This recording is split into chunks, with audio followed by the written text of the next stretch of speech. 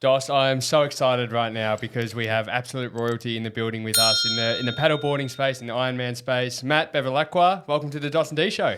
Thanks, guys. Thanks for having me. Mate, that rolled off the tongue really well. Oh, I've been Well practicing. done. Yeah, to explain how you've been practicing. What's it called? Is it phonetically? Is that what they say when you break down words and clap? You've got a teaching degree, Matt. Is that how you teach Yeah, English? I think so. Is that how you break it up into syllables? So I think you have to guess the number of syllables. And I just said half, but Bevilacqua. But Bevilacqua. you nailed it. Yeah. I was actually trying the Jezelenko you beauty. I was going Bevilacqua you beauty all morning. Yeah, he was actually. Anyway, welcome.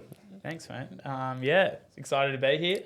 Listened to a few of your episodes so far, and Appreciate it. topped the 100. You've gone past 150 now. Yeah, we have. What are we at? Pretty 152. impressive. Something like that, yeah. Or maybe a bit more now. Yeah. So, but mate, you've done a couple of potties in your time. We hope you haven't given away all your stories. We want a couple of untold exclusives right now. But mate, you've got a really unique story. Obviously, you're born and bred in Tassie, but now up here in the sunshine, which. We must say, every time we come up here, we love it. Oh, yeah. I mean, comparing Tassie to here, I'm sure Tassie will always be home, but you're loving life up here? Yeah, absolutely. It was a massive move back in the day after year 12. But, surf Ironman's the Holy Grail's up here on the Gold Coast. So lots of surf clubs, one every 200 metres, big elite squads at each club. And, yeah, it was I had to make the move. So, yeah, enjoying the sunshine now. It's a beautiful lifestyle up here. And you're close by it, Dos. Mate, it's the best. Yeah. I love it. Well, Garney's dad, Garney's my partner, and she's the videographer for us today. Her dad asked me all the time, can you see yourself living up here? And I said, yeah, 100%.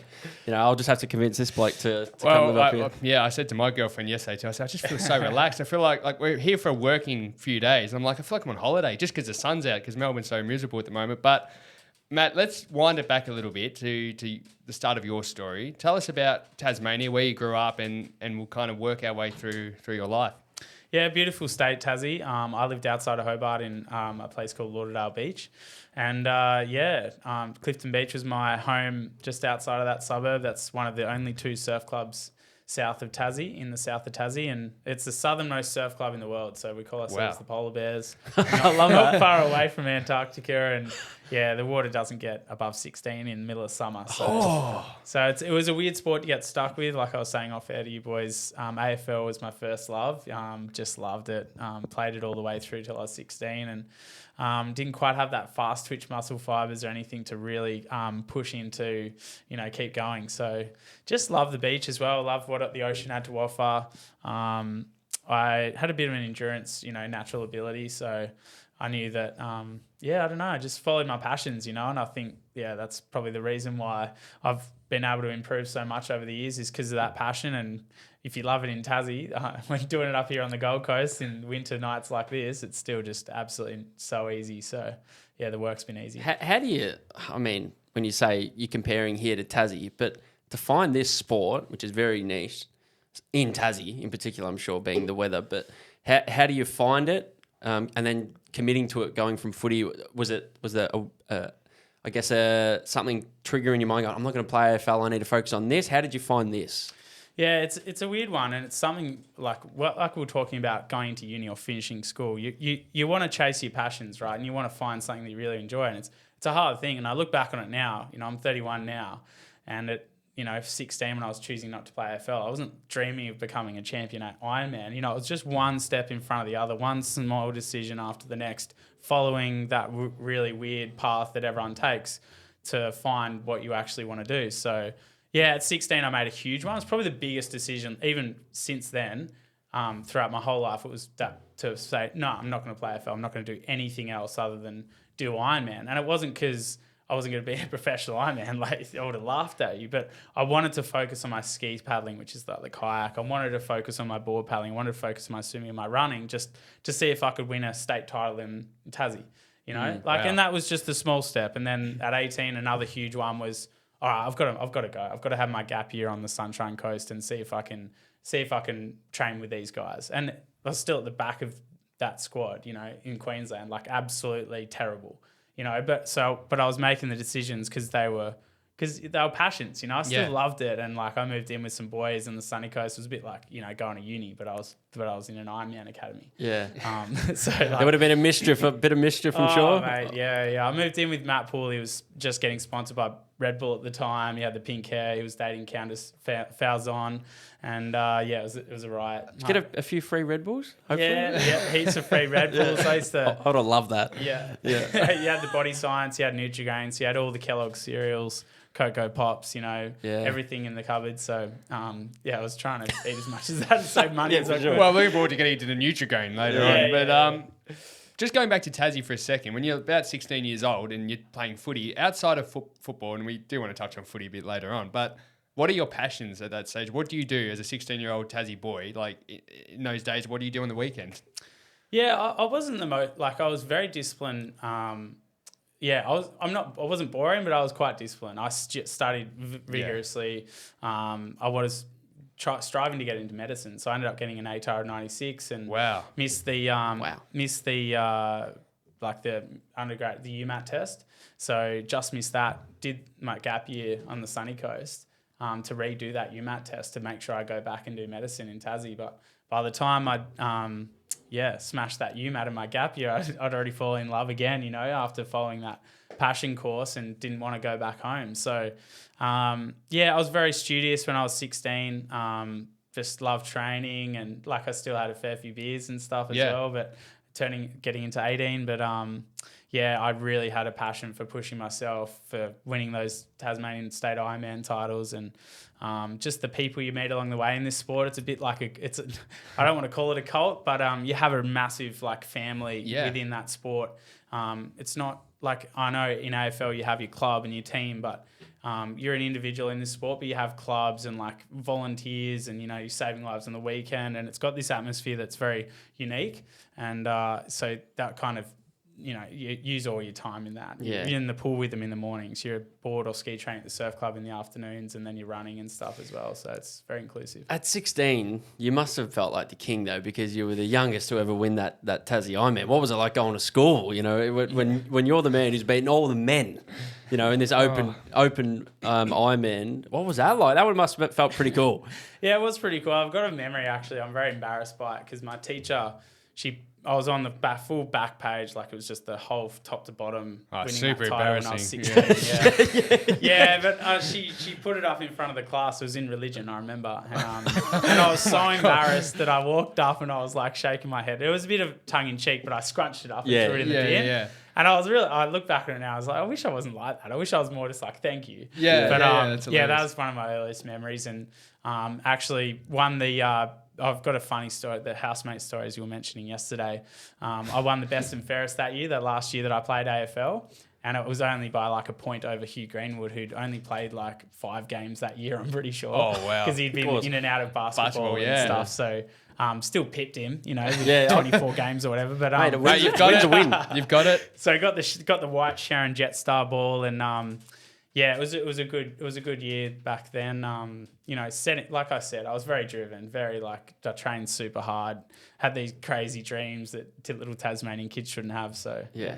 But you talk about mindset, and I can't imagine it. For example, you mentioned how cold the water is, but now in the winter time, how, I don't even know how to frame this question, but how do you physically and mentally make yourself do this?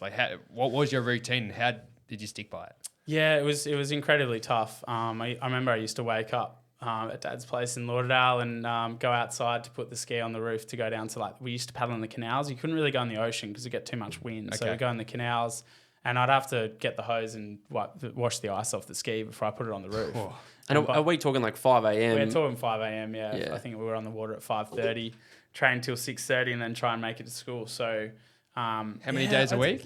Well, in the ski sessions would probably only be those ones for only twice a week, but then I'd be in the pool the 4 others. So swimming, yeah. Yeah, the swimming was where we could actually get some work done, compared to the mainlanders, because it control the environment in the pool. Exactly, yeah. We could swim indoors. We're still outdoor pools up here, yeah. But yeah. So the ski paddling was something we could do. Board paddling obviously was too hard. You had to touch the ocean, which was just too cold. So we couldn't really do that until summertime. So yeah, those winter years were, they were tough. And I think the reason why I've been able to be successful is because I did that apprenticeship super tough, harder than anything else I've ever encountered, in my professional career. So and I still kind of live to the motto that when you overcome those really tough moments or those tough weeks or sessions, it's all bank. Yeah. And you never have to go through that level again. You've leveled up to a point where that's toughness that you never have to get back again, and you just keep going up from there. So. And also, I know Dee says this, is like you never feel bad after a workout or any session, do you? Mentally, you mean? Yeah, mentally. Yeah. You don't want to do it, but then you do it and you're like, oh, I feel amazing. Oh, absolutely. The high you get from just training, like we train up to 16 sessions a week, just the high you get all day, like you finish a session, you finish a session. It doesn't lessen, like you just, it's an incredible, I'm so lucky to be a professional athlete, get to do exercise for a living, but then you drop into your off season and you stop training and you just realize how important it is. Or, building back into it, I'm like, I don't need to train this week. I still, I still have time, and it's just like I don't feel good. I haven't trained at all this week. Like you need to do like the bare minimum a human needs to do is 2 or 3 sessions a week.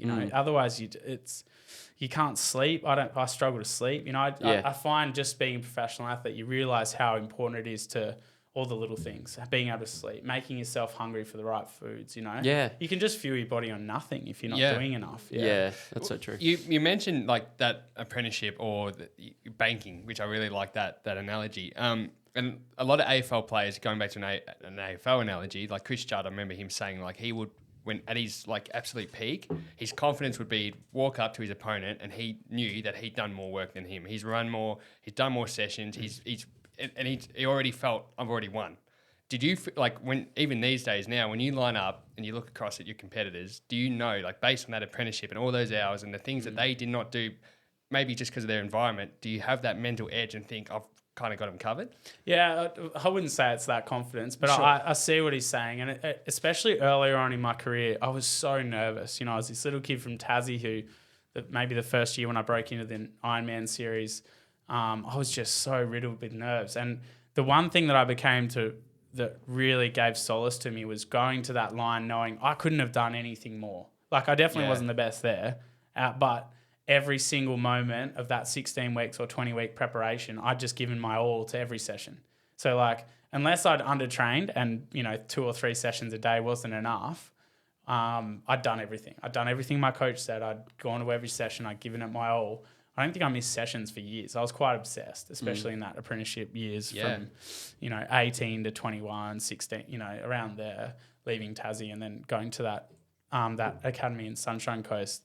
Yeah, you just have this, you're not nervous because what more can you do? You'll give it your best there. Like you'll hurt yourself. You got cameras on, there's adrenaline. Yeah. When you get to a race, like my partner's racing the marathon this weekend, it's just, you'll go so much faster than what you think. It's like, but I only ran 5:30 pace for the 19K last week. I'm like, you'll be fresh, you'll be tapered, and you'll have a beer behind, and you'll have people cheer. Like it's crowd. You can't explain. Once you've done the prep, you put your foot on the line, you lift to a level you wouldn't believe, and that's why these champions are so good. It's because mentally, physically, and then performance, boom. Yeah. So for the people listening that don't know, I guess what an Ironman is.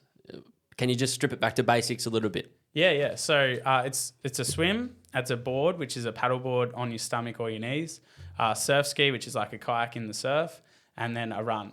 So we have a few different formats. We have an endurance format, which is called the Coolangatta Gold, which was made famous by the movie back in the day.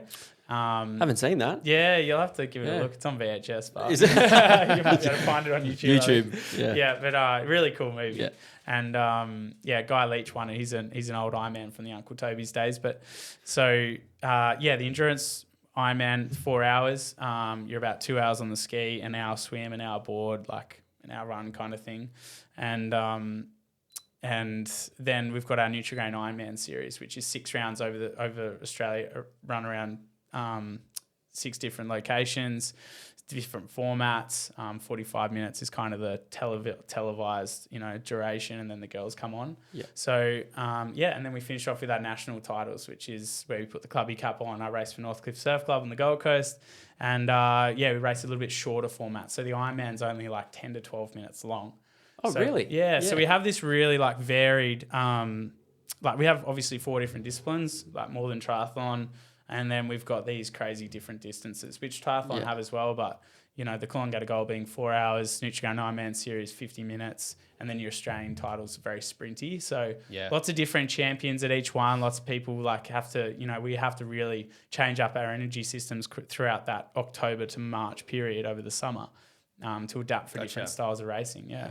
Out of the various disciplines, which one have you had to put your most time into? What's the weakest one that you've over the years of accumulation? What's the one that you put the most hours of rep in? Yeah, good question. So the reason why I didn't continue down the AFL pathway, because that was a massive passion, was I just didn't have that fast twitch speed. So 10 meter speed, like had endurance kinda. But so the Australian title, the 10-minute, 12-minute race, that's the one that I've always struggled with. I've got a couple of medals, but never been able to win it. So I've won a couple of Nutrigrain Ironman series, won lots of rounds within those. And then I've won a Coolangatta Gold as well, but I've never won the Australian title. So that's kind of our big three in the sport. There's only been, 3, maybe Ironman, 4 maybe that have done all 3. Right. So that's the goal for the next couple of years for sure. Who were your idols growing up? And let's go anyone. Let's go footy. Let's go, anyone. And now in this sport you do now, was there someone in particular that you just loved watching? So I remember, well, first off, my grandfather's a massive mentor for me. He coached under John Coleman at Essendon and played a game for Colton and stuff. So he's very... He's just still so switched on. Like he's 90. Wow. He's 90 on the weekend. Wow. And just always What's picking his name? up the phone. Peter Bevilacqua, his name is. Always picking up the phone, just diving into the nitty gritty. Yeah. Like still. Wow. And it's just insane. Like I'm kind of blown away putting him on speaker so my partner can listen. I'm like, is this real? Yeah. He's like, dissecting your performance. Recovery, dissecting my performance, but also recovery, preparation. Did you do anything different?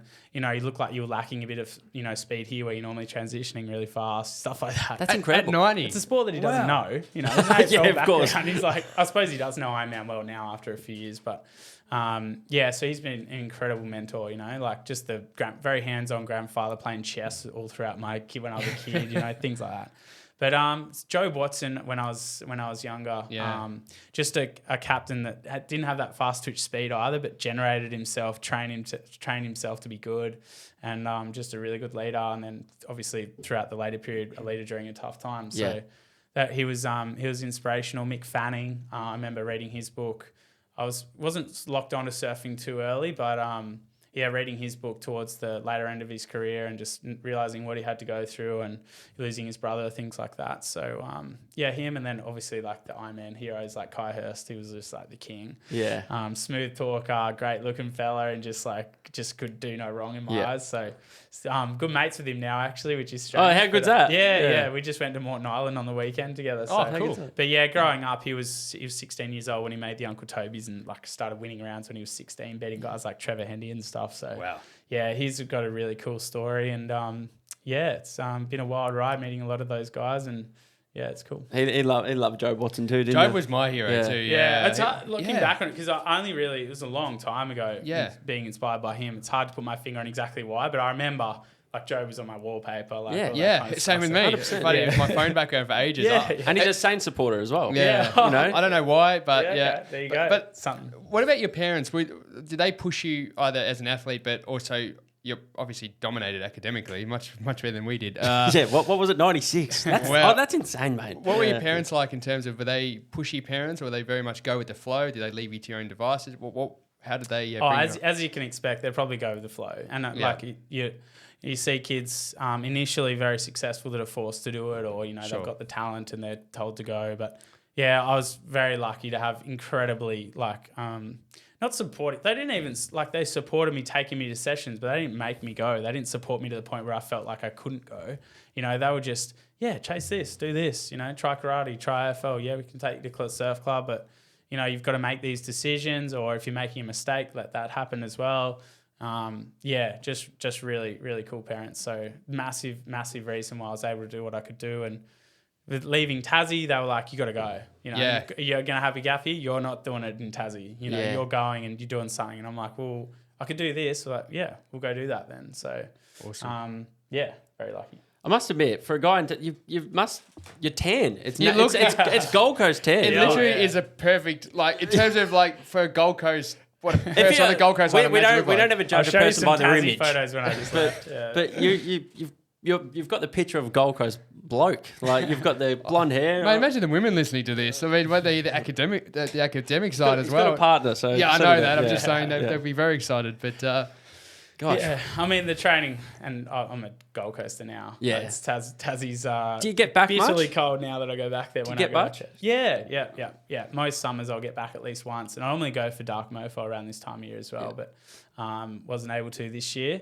But definitely acclimatized. Can't jump in the water down there. Just bitterly cold. But yeah, I've went back down there for the Clifton Beach annual dinner because they won the club championship this year in Tassie, and just a wholesome club community, all still the same people there, volunteering on the beaches, coaching the squads. Lots of kids that are very talented at Ironman racing that, you know, probably will take the next step and leave over the next couple of years to join clubs like Northcliffe or, you know, anywhere. So ever thought of doing try? Like, is it I'm sure you get asked that, and you've probably got mates that do it.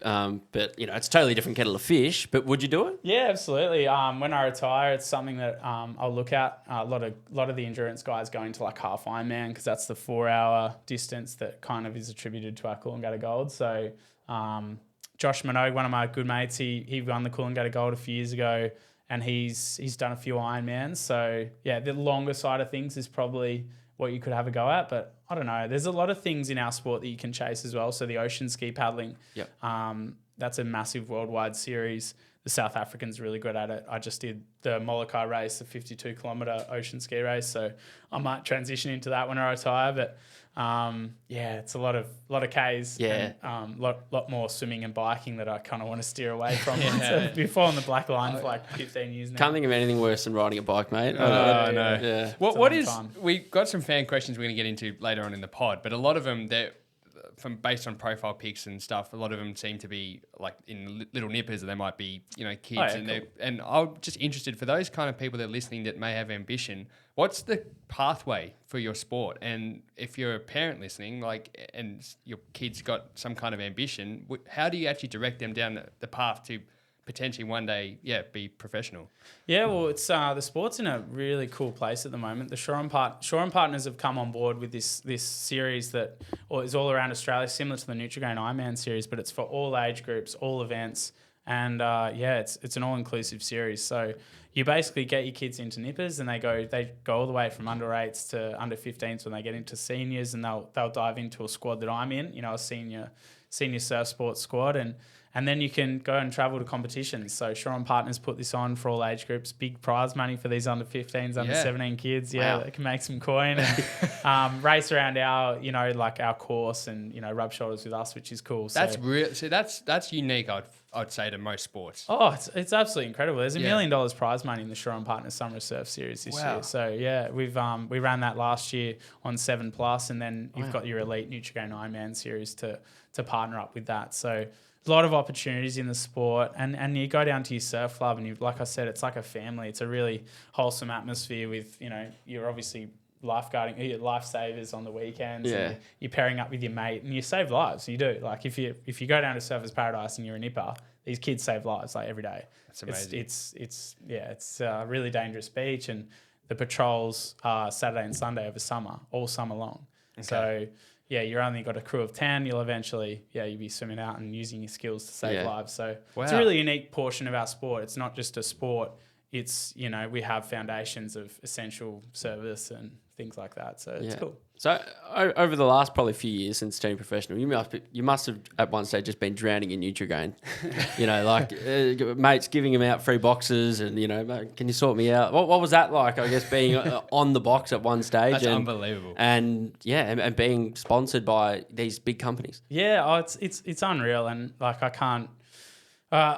can't be more grateful for Nutrigrain for supporting the sport in the way they have over, you know, 35 years and continuing. So their brand just it's symbolic of our sport. Ironman food, and it's massive. It's the only cereal with a high amount of protein, so a touch a bit of sugar there, but more than you would have in your jam on toast. So you know, no more. So you know, it's great, and we've built this, you know, synergy that we can help them, they help us. You know, it's Kellogg's highest selling cereal for a reason. You know, these kids love to eat it. It's a bloody good cereal. It fills them up, you know, like it's good. So you don't have to throw your protein shake in there.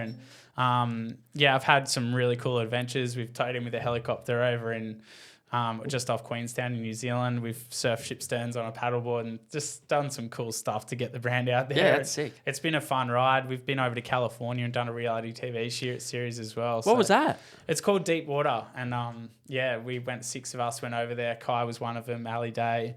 And we toured 2 weeks through California doing these crazy challenges and stuff. They're on YouTube. It's quite What was cool. some of the... Yeah, give us some of these challenges. Well, and we'll throw the link in there too. But One, we went to Vegas and me and Kai had a fun night in Vegas actually. Yeah, I was going to say, poor thing.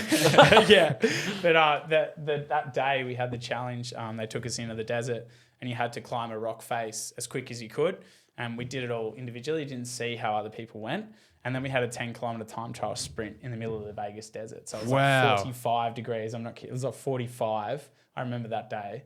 And Holy shit. Anyway, I was off like second last in this stupid run. I was only 20 when I went, and I was still kind of had that Tassie charm. And these guys were like, you were really young. Yeah, I was the youngest there. Yeah, and I was just too young to even have just fun. made the series. Like I was no good. Like I'd only just scraped in, and because I was from Tassie, they kind of knew you. I'm like, yeah, let's call him up and give me. There's a story in there for the show. That's it. Yeah. That's it. And so we did this 10-kilometer run in the desert, and Ali Day was the fittest at the time. He got lost and like came back to the line kicking and screaming. It was a great show. And anyway, we were standing there, and my mate Paulie, who I was housemates with and stuff, he was just standing there swaying in front of the cameras. And I was like, what's he swaying for? And he just went bang and dropped. Passed out. Mate. Hit the deck and was like, he wasn't conscious. We rushed him to hospital. Dehydration and just, knackered. And we had we were having a few beers that night. They couldn't stop us. We were too excited. Mate, you're in Vegas. We were staying at the, starts with A, I forget it. You know Vegas. Beautiful, beautiful hotel. Yeah, no, not for Not Caesars, not Planet Hollywood, not... Aria or something? Wasn't Circus. No. But he's 20, so 21's legal age in America. Yeah, so I must have been 21. Yeah. So there you go. Yeah. And then, we were already a few beers deep, and Paulie came back. He just had a couple of IV bag drips into his arm and stuff. We handed him a beer. Get back into gear, You're mate. good now. You've had a better prep than we have. Yeah, that's hilarious. So, it's a great show. Lots of the kids online would have seen that on YouTube. So, very lucky. Yeah. We'll put the link in there too. In terms of travel, where else has the sport taken you across the world, and what are some of the crazy experiences in terms of just doing what you do? Yeah, so we do throughout the winter. I do a Hawaiian paddleboard race. So they have this distance from this island of Molokai over to Oahu near Waikiki. So that channel that separates the islands is called the Channel of Bones, the Molokai to Oahu race, we call it. So you can do that on paddleboard, or you can do it on ocean ski. There's also like OC1, the ocean, the outrigger canoes. They do it on stand-up. They do it on six-person outrigger canoes. Stand-up paddleboards. Wow. And they foil it. So Kyle Lindy foils it in like bloody 2 hours or something.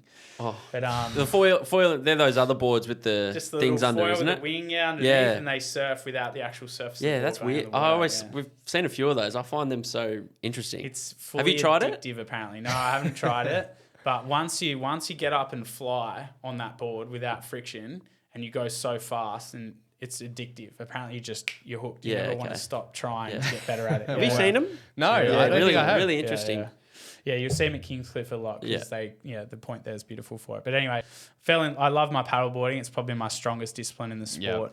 And when I was 22, 23, I decided to go to Hawaii and try that paddleboard race, and ended up winning it 5 years in a row. And I've got like 2 of the fastest times ever at that event. And so... Yeah, you're the record holder, aren't you? Yeah. So love that race. Beautiful energy to do with it. You'll hear people talk about, anyone who's crossed that channel understands just how inferior you feel in the middle of that 52-kilometre stretch of ocean. You don't see anyone around you. You don't see the island that you're going to. It's just you and just trying to finish it. It's not about winning. It's it's a really cool race. So Hawaii, I've been to Worlds in France. We race Worlds every 2 years. And That's cool. Lots of European clubs, South African clubs, the US lifeguards all come and compete. And Where else have I been? Do you we enjoy went to traveling? Spain and stuff last year. The Spanish cool. love Ironman racing, and we went over to Valencia and did a competition over there, and saw a few of the clubs in south of France in Biarritz and Hossegor. Hossegor have a really strong surf lifesaving club. So, yeah. Have you ever been to like Costa Rica or that part of the world, the real surfy kind of? No, I'd love to though. South America is 100% on my list, so I can't wait to get over there. But not a whole lot of surf clubs down there. Yeah, I okay. have to go and just surf there though. Yeah.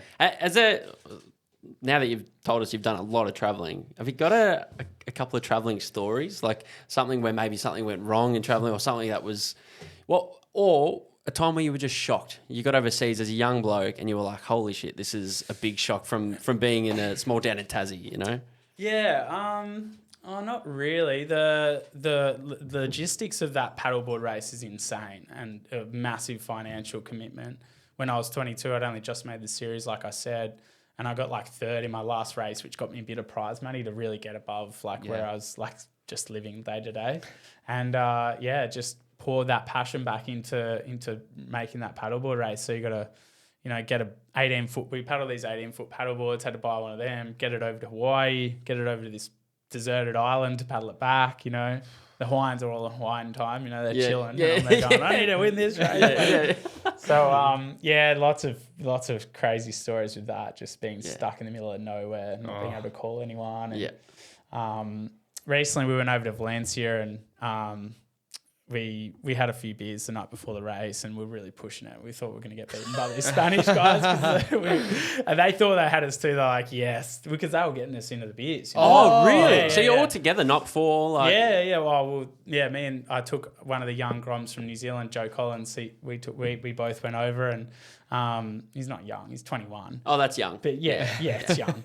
So, they were getting us because they're just, Spanish summer, they just love drinking and socializing. Yeah. They're up till the pubs don't it's not nighttime till like 10:30, 11. Seriously. Yeah. And the clubs open at like 3. Yeah. It's insane. So, we were just kind of going with the flow and just thinking, we need a race. Like these guys are just, And then just handing you drinks. Yeah. That's So, one of our mates took it a bit too far and went for a swim at like 4 a.m. that morning. Came back to his gear, and you can't leave your stuff on the beach in Valencia and Barcelona. It's just the biggest pickpocket cities in the world.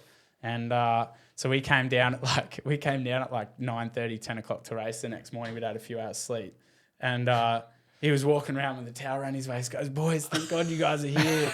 I can't find my gear. It's got to be around here somewhere. And we're like, what do you mean? You left it on the beach? All gone. Passport, phone, wallet, all of it gone. No. Passport gone. He had his phone. He had his passport for his ID. Anyway, we were finishing up the competition, going to Ibiza. I'm sorry, but that's... Oh, come on. Rookie, mate. Jeez. Anyway, it was full. Mate, we went to England a couple of years ago, mate. I'm not joking. Everywhere I went, I had my passport. We went into nightclubs. I had it in my sock. Right. Even had my hard drive in one of my pockets as well. I was like, I'm not losing either of those things. Hostel, yeah.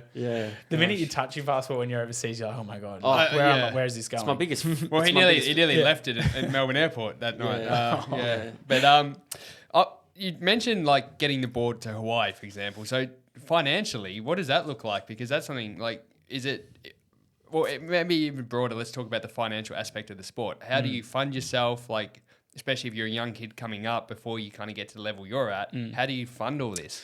Yeah, it's an interesting question because, like, lots of modern day jobs these days, like developing a podcast or, chasing these entrepreneurial opportunities that weren't available a few years ago. Everyone's like, oh, how do you make money? And it's like, first of all, you need to just chase that passion, and what will be will work itself out, and don't be afraid to put yourself redlining because things do work out, you know what I mean? So the risk does normally earn reward, especially if you're chasing it for the right reasons, the right passions. But for me, so contracts from sponsors make up probably half of my income, depending on how good the prize money goes. So the prize money is stacked on top of that, with incentives sometimes associated with the contracts. And contracts with the brand? Contracts with the brands, Okay, and they have incentive if you say win? Correct. Gotcha, okay. Yes, so performance incentives. So if I win the Ironman series or if I win a round in the Ironman series, the Shore and Partners Summer Surf, if I win specific events in there, they'll just give me a little bonus or something like that. Yeah. That'll top up the contract. So the wins are good because you get the prize money and then you possibly get incentives as well. Yeah. What, and you don't have to share this, but what's a ballpark number on prize money? Like, so say whether it's you're coming out, you're going into your first proper race, that's going to win you money. What's a number that people can go, oh shit, really? That's like what's a prize money kind of number? So if you win the overall Nutrigrain Ironman series, you get 20 grand, like 10, 5 kind of thing for second and third, and then you get 5 grand if you win a round. It's 25 if you win the Coolangatta Gold, and then like 10 for second, 12 for second, and the Shore & Partners Summer Surf similar to the Nutrigrain series. So like 20, and then you get like 5 grand. You get 10 grand per win the Shore & Partners. It's a great incentive to want to win. It's a massively awesome period in the sport right now. Yeah. We've got 2 huge series, the Coolangatta Gold, sponsored by Shore & Partners as well. We've got some really passionate people in the sport that are putting a lot of money in. So, there's Ali Day had one of the best seasons ever by an Ironman. 3 years ago, he was like undefeated in the Ironman series. We couldn't beat him, and he won. Deep the gold. down, you're hating that. Oh yeah, I was like so frustrated, and I can't speak for him, but if you won all rounds like that, you'd be well over 200, 250 kind of thing, and with the Shore & Partners the way it is now, possibly even more. That's if you're just the best season ever. You know what I mean? So, we're very lucky that. Finally, because it's such an awesome sport to watch. You're never even if you're the best guy there, you're not always going to win. We raced the last round of the Shore & Partners Summer Surf at Northcliffe in February, and it was like 10 foot. It was so hectic, you could be out in front by a kilometre and you're going to get smoked. And if the wave breaks, it's just the way it goes. Yeah. But your skills, and you normally see the best guys come to the front because you play the percentage game. You execute skills according to the ratio of the percentage of which way is better than that. And, waves are breaking there like 60% of the time. Over here is 25%. It looks good sometimes, but, so you do all those kind of percentage chances on the fly, make those decisions, and hopefully go well, but sometimes you may not. So it's really exciting to watch from a spectator standpoint. It's like swimming in the pool where this person's going to go like 0.3 from their PB or whatever. So in terms of lifespan in the sport, so if you're more middle of the run kind of operator, and I'm sort of think of tennis for this example, if you're top 20 in the world, you can kind of get around pretty easily. You can pay for physios and pay for support. And I think you can pay for a lot more than that if you're top 20 in the world in tennis. Yeah, but they say even if you're like 50 to 100, if you're middle of the rung, although it sounds like it's great prize money, but if you're only making a second or third round consistently, you might just be scraping by to fly everybody over and out. If you're middle of the rung in your sport, is it quite a difficult sport to stay in for a long period of time? Oh, absolutely. Yeah, our sport's incredibly top ended. I was talking about winning races and coming second or third, which is incredibly hard to do. Yeah. Even for the top guys. Yeah. So it's a huge drop off, probably more so than tennis. You know what I mean? Yeah. So a lot of the guys work part time. They're apprentice tradies or they're tradies. I did my teaching degree as well, so I do a lot of relief teaching in the off season.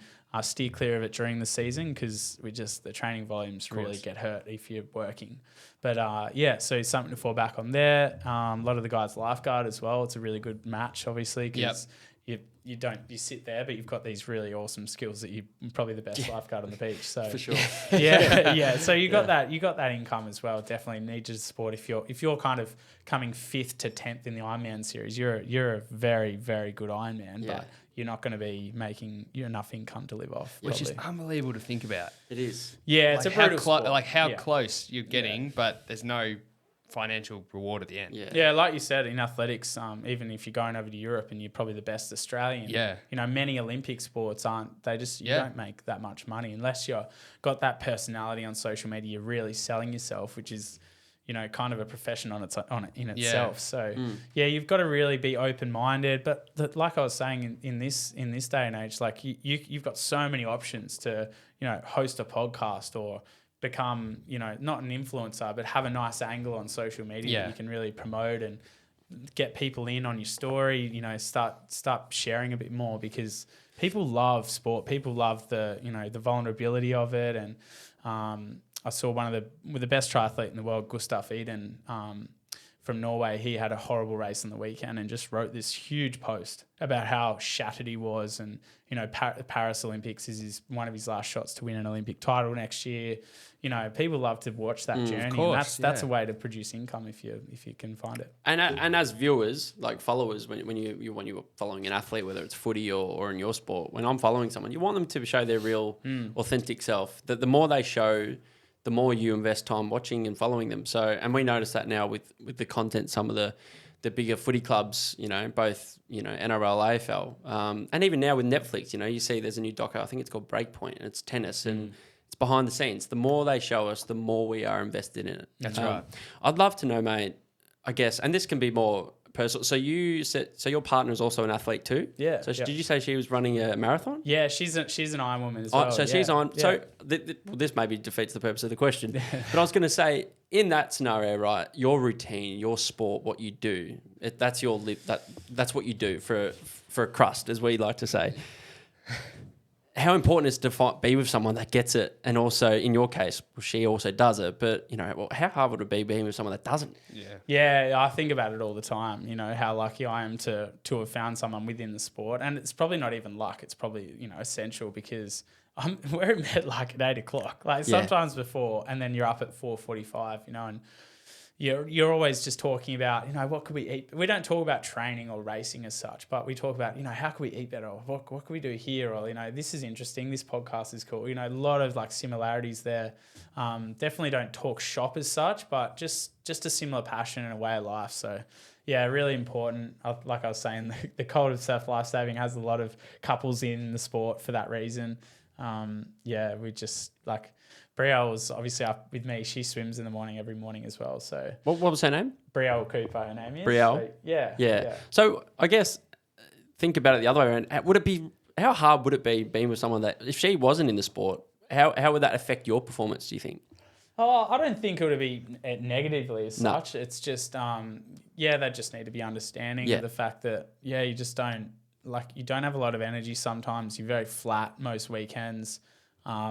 I was saying I just went to Moreton on the weekend. I try and get away as much as I can over winter because my training's a little bit less. I can go out and do stuff on a Saturday afternoon or a Sunday and, function because, just energy levels, food intake. I don't know. It wouldn't negatively affect you. A lot of people have relationships outside of it, but they'd have to be really flexible and understanding of something they don't know well because you can't explain the feeling of when we're training, max volume weeks, it's 16 sessions and all you can think of is it's like a job, right? Mentally stimulating, and you come home and you kind of want to talk about what happened in the office or what happened at school or whatever.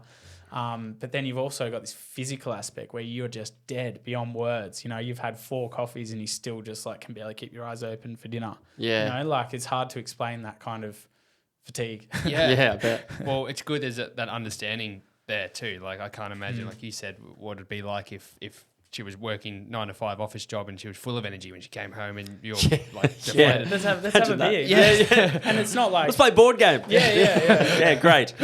Trivial Pursuit.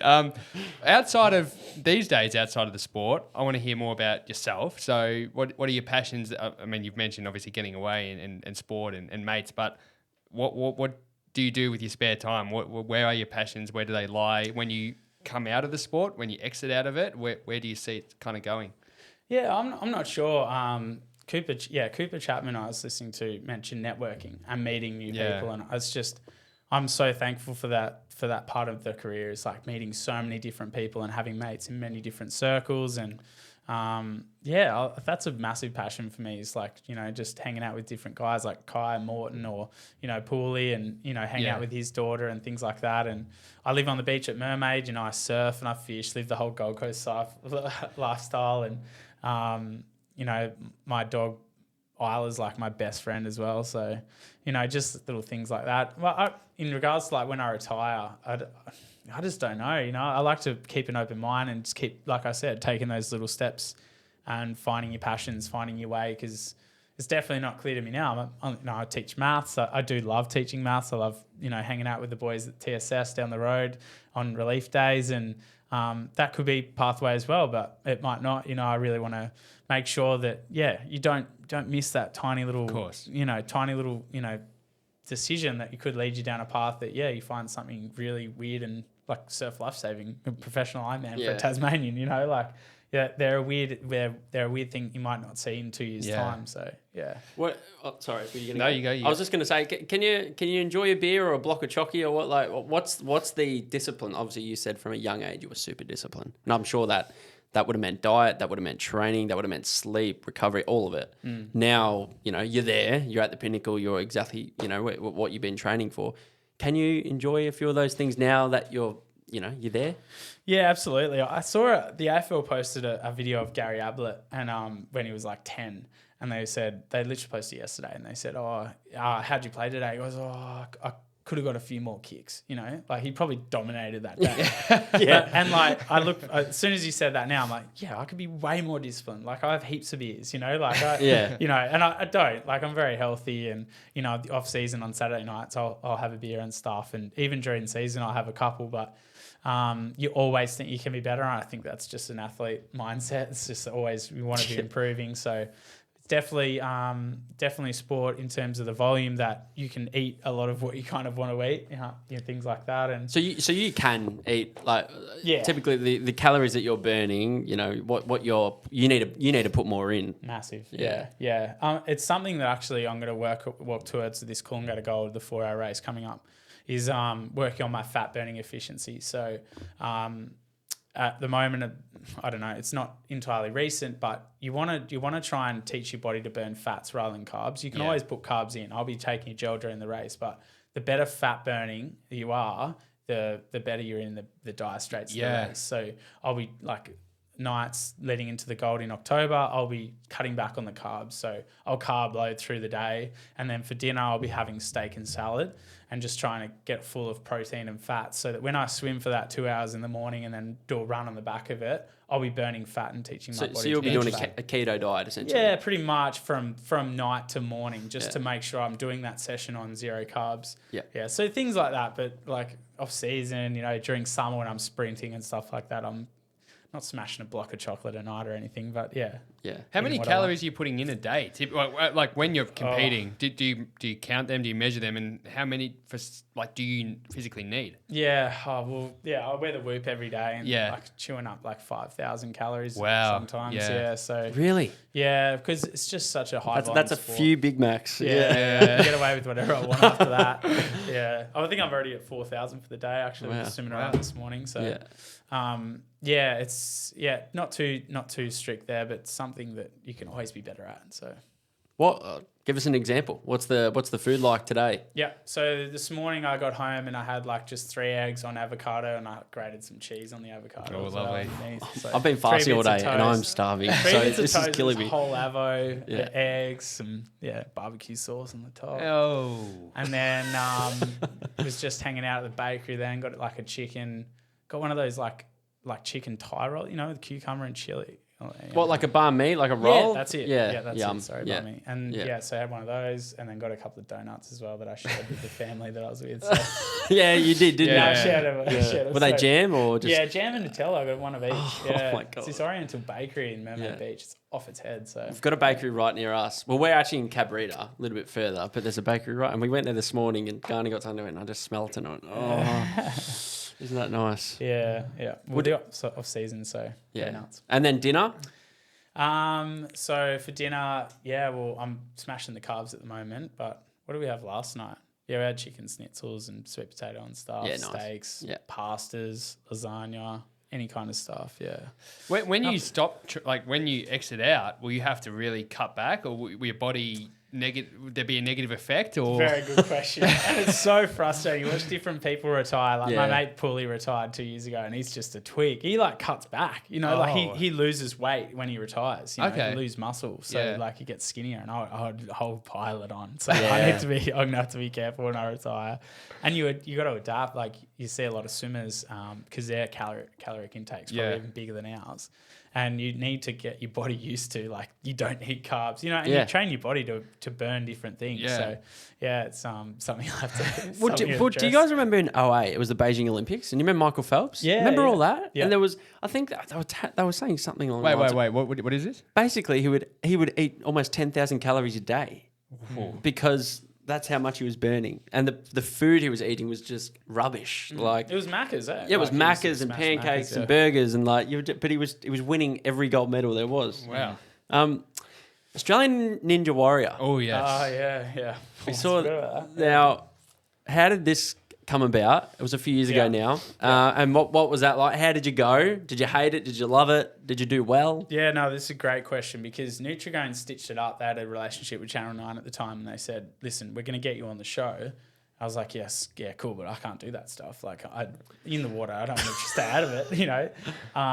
So, yeah, they said, no, you don't even have to go, well, it's an ad. So before and after you jump on, we're going to do the ship stones footage, which you can look on YouTube, and I think the helicopter tow as well. So they're going to put it all on there as a Nutrigrain ad, you know, and me just being on the show was an excuse for him to show, you know, that was my background.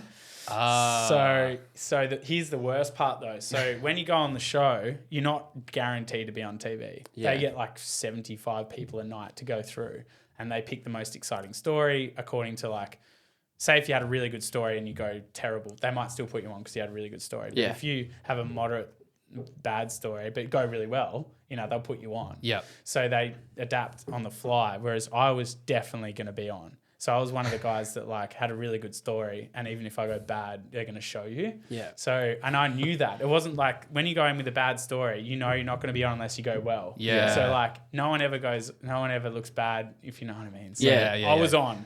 And Yeah, I that was is, if standing someone there, else does something bad, they're like, well, I'm not going to be on. and they won't show you on. Correct. So the flames went off, and I remember I was passed out. I was so nervous. It was probably the most nervous I've ever been in my life.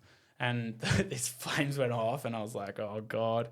And anyway, I got through like 4 different things. So I went over the steps, did the trampoline onto the swingy thing, ran over the blades, and then the doorbell things, the door knob thingies were really slippery, and I fell off on them. So I was like, sweet. As soon as I got over the blades, I was like, you're kidding. I haven't embarrassed myself on national TV. Yeah. So yeah, it was all right. Oh, good. That's hilarious. Do you want to do some fan questions? Mate, let's get into it. Let's do that. Jeez, we're nearly gone an hour already. Yeah, I know. I had a look at that. I'm like, oh, I better. I should have been more. It's all right. We've got through a fair bit of stuff. That's good. This is why I should be more prepared with the old fan questions. Yeah. Well, we got that many of them. We got couldn't keep up with it. Nervous, So yeah. you go first, Dee. Let's start with _Poppy _Smith _ Poppy Smith. Thanks for writing a question. How do you get boards and skis across the country?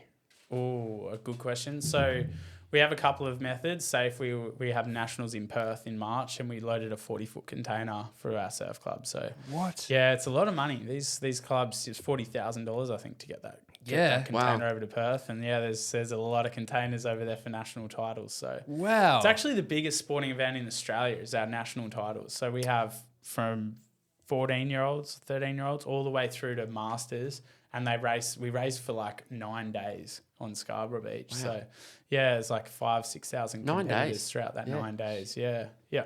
So yeah, shipping container or trailers. That's unbelievable. Stu Duff. How close were you to making it in the AFL? Do you know? Is there a? Do you know yeah, him? no, he's a good mate. Yeah, there you go. Yeah, the Bombers, guys, if you're listening, I'll come and have a kick still. But you can leave me. They're going all right this year, the Bombers. They are. You must be really, getting excited about exciting that. to watch. Yeah, Anzac Day, you wouldn't have wanted to be in my little unit. So Oh, really? I was just screaming. Yeah, well, it was bad the last quarter, but. Are you a loud we dominated supporter? Collingwood for 3 quarters. Yeah. Like, we played electric footy. It was so good to watch. But yeah, I was not close to making footy. I like to say I was, but like I was saying off air, like playing with Huey when I was younger, I kind of realised what the AFL level of junior footy looked like and where I was. So, yeah, it was just a massive passion, still is. I think I've found it again. When I actually first left home to chase the Ironman dream, I was still very bitter because I couldn't play AFL. Yeah. And I didn't like to watch it. It was painful to watch. Really? Yeah, Really? because I went to watch a few games, 16, 17. Dad's good friends grew up with the Gales, Brendan and Michael. So Oh, okay. they took us to a few Yeah. games. They're Tassie boys. And just felt that atmosphere at the ground, you know, like nothing else you could ever experience. And just, every time I turned it on, I was like, oh my God, imagine what it'd be like being out there.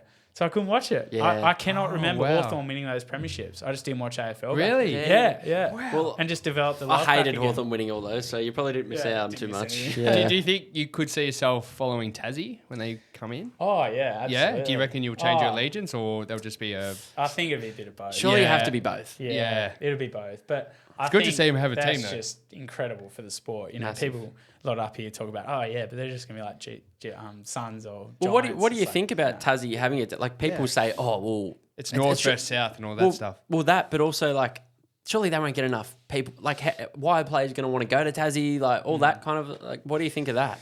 Yeah, it's been a tough period for AFL the last decade, or every decade for the last 20 years, because it's just such a massive state. It's 4.5 hours each way, and they've gone from TSL to regional league to TSL back and forth, and nothing's worked.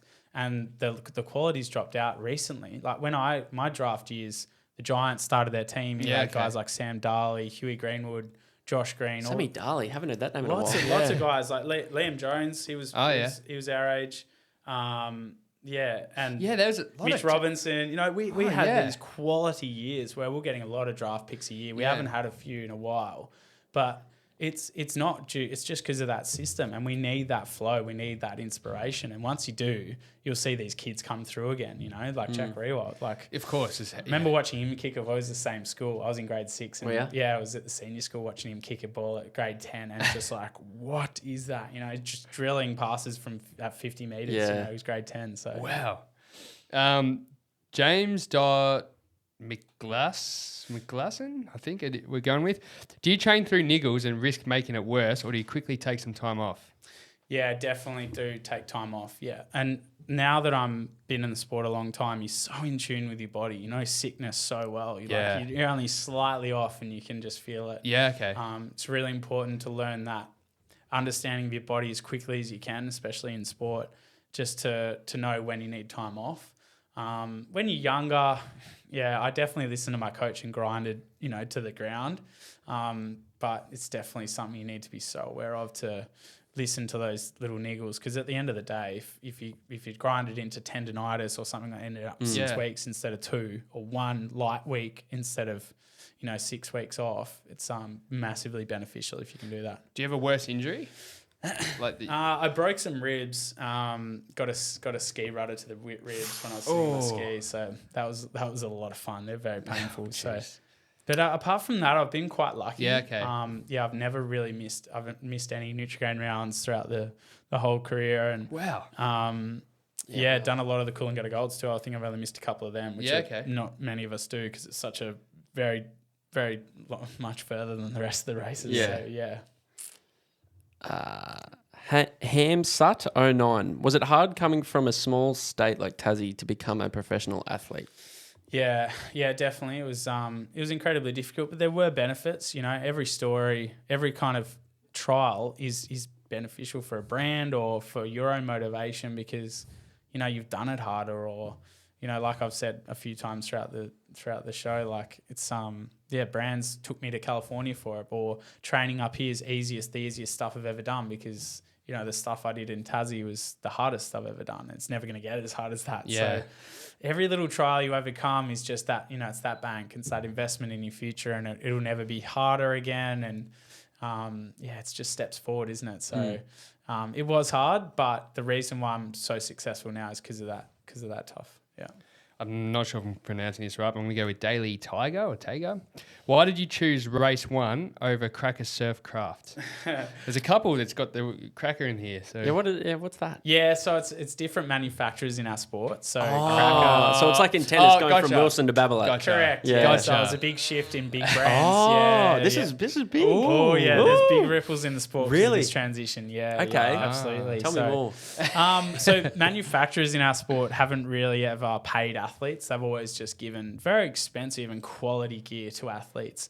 And recently, we've had this very passionate guy, Earl Evans, come in with Shaw and Partners, and just incredibly generous, and wants to support the sport. So not only is he sponsor of the sport, Shore and Partners, but he's invested in Race One Surfcraft, and he wants an A team, and he wants to make the best craft in the business. So Gotcha. very, very passionate to just build the sport, make it bigger in all ways, not just the sport, but the craft. He wants to break new boundaries in making faster gear, and just put the sport on a pedestal. So it quite aligned with me, like the support he's given the sport, like I said, is just incredible at the moment for kids from under 15s getting, they get prize money, they get gear. Wow. He provides a pathway to make the sport bigger. So I did switch. I jumped off the cracker and jumped on the Race One and copped a few messages. Did you? Yeah, absolutely. And it, I suppose any publicity is good publicity, but it was a hard decision. I won all these. The cracker had looked after me since I was a kid in Tassie, so didn't break up with them harshly or anything. It was very understanding. So just one of those things. Yeah, and they make a quality board as well. So I've got to go out there this year and try and beat the crackers. With my Race One. So competitors now. It's all nerve. It's all nerves for me. All the pressure's on me. So hopefully go all right. Lexi.harv, and this is a very broad question, but we can. I'm sure we can narrow it down. So the question is, what inspired you to keep going? So let's maybe put it as what inspires you to get up and do that routine and go each and every day. It definitely changes throughout your whole period.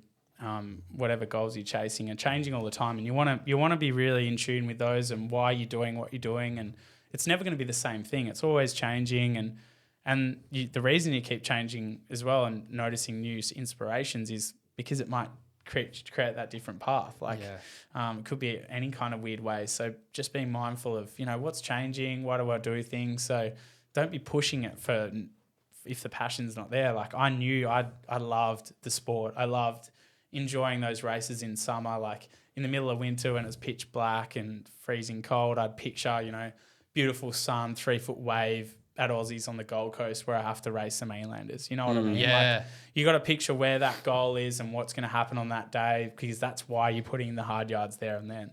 And now I'm professional and I've, drawn on all that. I've done all that. I go to swimming and I'm like, I need to really fix the finish on my swim stroke. I need to force that 10%, I need to, the tiny little things that will make me that little bit better. And I might feel, go for that feel that I've never felt before, that strength or that streamline position that I've never felt before, or anything new that's going to keep inspiring you. So it's a hard answer, I suppose. Well, it's a hard question. It's a hard question, but a good question. Because you just want to always be in tune with whatever you're inspired by. Is it results? Is it hanging out with your mates? Is it a fine-tuned event win? Which event win is it?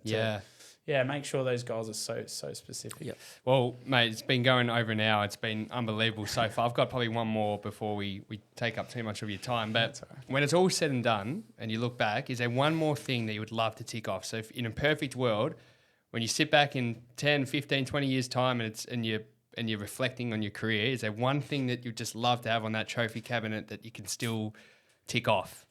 I want to run the AFL field. Get Huey Brad Greenwood Scotty involved. is still listening.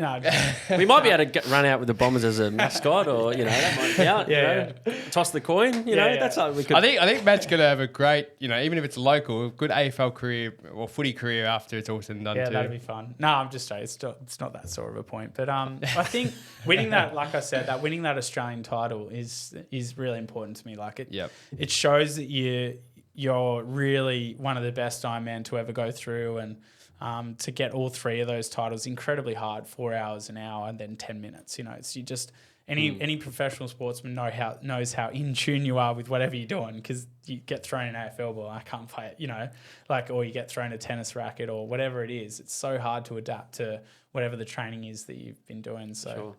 Getting those three is a massive goal of mine for the rest of my career. Yep. I'll be trying to get that Australian title, but just loving what I'm doing. So lucky and grateful to be professional Ironman in this space, like on the Gold Coast, and to hopefully inspire those kids in Tassie and whoever's doing it tough. That's probably the main message of my career has been I've been able to learn and, just keep improving no matter what my starting ability was, because it wasn't great. No natural ability, that's for sure. But it's just, it's been, learning through passion and lucky enough to have found my passion. So, well, I'm now thinking, right? My brain's churning. And I'm just thinking about potentially when D comes back up. I reckon you got the same thought that I've got. Is maybe now with our other former guests, we've done some challenges, right? Yeah. Some like, we mentioned Coops. He took us. We do DOS versus D, right? That's our yeah. YouTube series. Yeah. And so we've done DOS versus D in quite a few different challenges. And we did a surfing challenge D, unfortunately. Got me. That was actually right near your house, Mermaid Beach. Oh yeah. You might have seen us failing. I don't know. What were some of the other challenges? We've done Nitro Circus stunts with Cam Sinclair. That was pretty cool. We've been in a few footy ones, a lot of quizzes. Yeah. But maybe you might be able to take us through some I don't know, something in your caper, DOS versus D, maybe in next time we're up here potentially. Absolutely, that's easy. We'll throw in a couple of paddle boards, or actually we could put you on one of the surf skis. They're pretty difficult. But we could give that. That'd be funny. Do you know what I'd love to do too with Matt? Just to feed into his love of AFL. Maybe next time I'm up, we can organise a bit of a DOS v D versus Matt, and maybe even bring in a couple of our mates from Gold Coast or Brisbane Lions and do a bit of a AFL goal kicking challenge. That would be cool. Yeah, and see if get one of the Suns boys. Suns boy on him. We got a couple. In, we got a couple. We got one coming on tomorrow. So we'll see. Very good. We'll see if we can tee something up. Yeah. But awesome. Matt, I've really thoroughly enjoyed this episode. Yeah. It's been so much fun. It's there's just so much to take out for those listening as well. I want to commend you for not only just what you do, but the kind of guy you are. Because clearly, come in here, spend an hour with us, and just be so open, have a laugh. So, mate, really appreciate your time, and I've had a ball. Me too. Thanks, Matt. Thanks, guys. Cheers for having me.